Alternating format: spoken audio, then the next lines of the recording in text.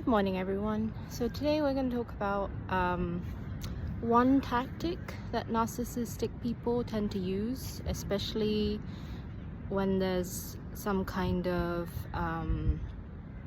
conflict between them and their partner, or even in general. It doesn't have to be a partner. It could be anyone that kind of challenges their ego. Could be a coworker, a friend, anyone really. So it's called, it's basically a smear campaign, and the reason I was sort of led to do this post today instead of about boundaries, by the way, don't pay attention if I say I'm going to do something in a post, next post is going to be about this.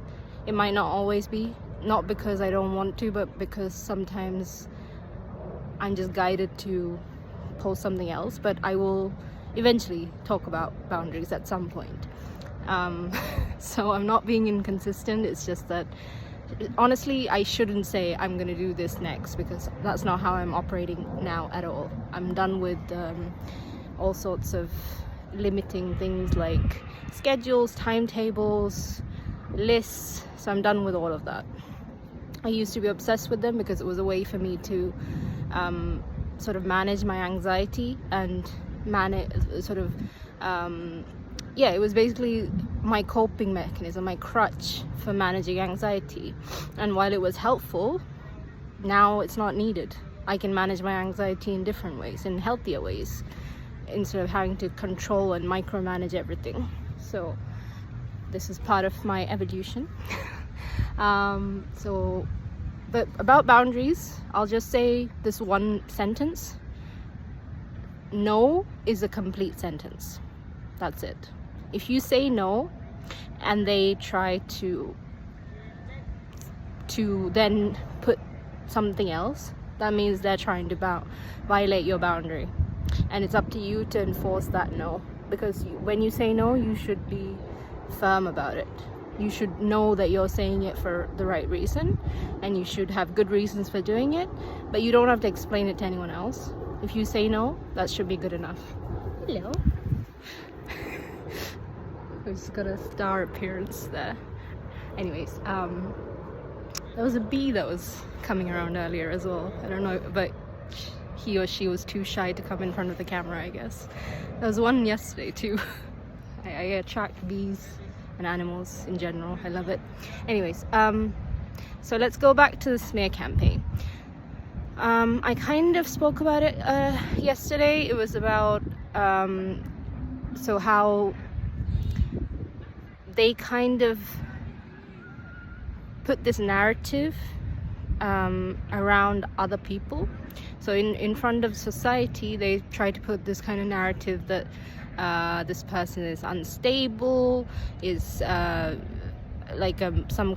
may say that they're abusive, there's some mental health issues. So this is actually something that my father has done to my mother. He's actually said stuff like she's a mental health patient, she has emotional dysregulation issues. I mean, that is true, but to be honest, I'm starting to suspect that people who become partners of narcissistic people tend kind of develop emotional dysregulation because of the constant abuse. So the people with emotionally unstable personality disorder, EUPD, previously known as borderline disorder, there seems to be quite a lot of interlink there. They develop those symptoms as kind of a result of the abuse, I think, because I've seen it in myself too. When I'm dealing with certain people who are narcissistic, my emotions become wildly up and down, and I'm not usually like that. My friends know that I'm not usually like that. I'm a very emotionally stable person, but when I'm dealing with one person, if they actually around them, my emotions are going really up or really down, like a pendulum, then I need to realize that's their problem, not my problem, because they will make me think that I'm the problem. Anyway, I kind of went off track a bit as I am prone to do. What I was saying was about the smear campaign. So what happens is they kind of create this kind of narrative that's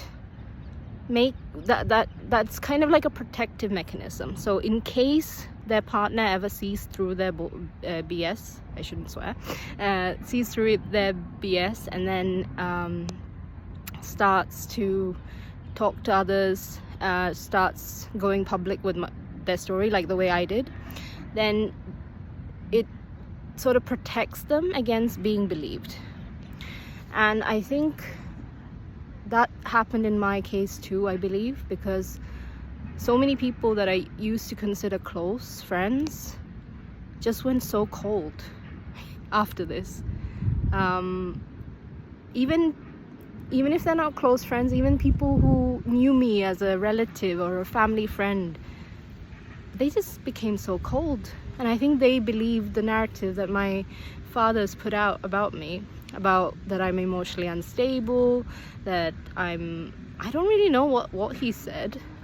He has said to me that when I had my depression, recently he told me, oh, I was so afraid that you have schizophrenia.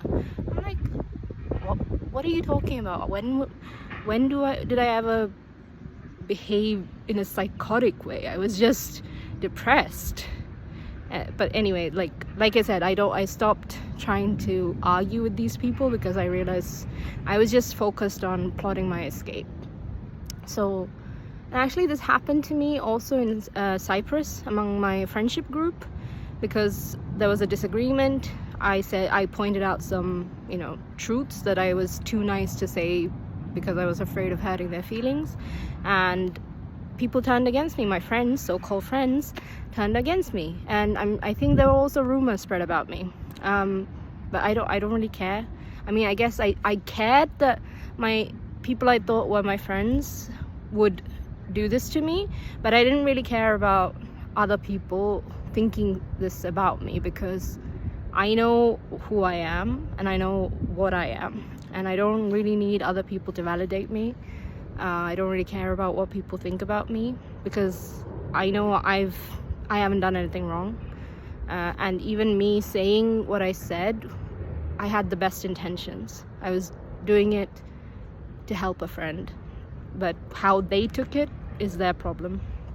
And also I've realized that if people who know you and even are your friends, whether or not they're actual friends or just fake friends, and if they hear bad things about you and they believe it, that means that some part of them was always looking for a reason to believe it. So I guess that's kind of been a big learning experience for me.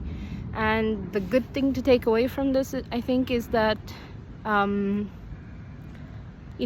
even if you do have to go through the smear campaign issue, if you hold on to your truth, and then that should be enough, really. And that's why it's important to kind of educate yourself and have people you can confide in, even if then they end up not really believing you, but at least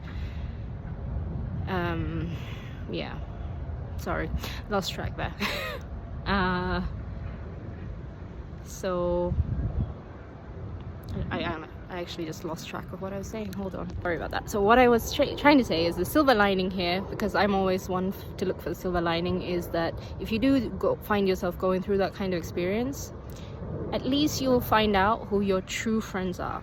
And you may end up with having no friends at all, and that's okay, because it gives you a chance to start over, having integrated the lessons you've learned.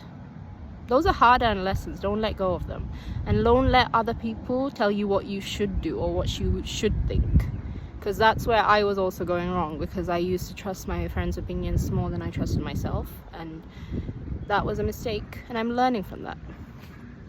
All right, that's it for today. Until next time.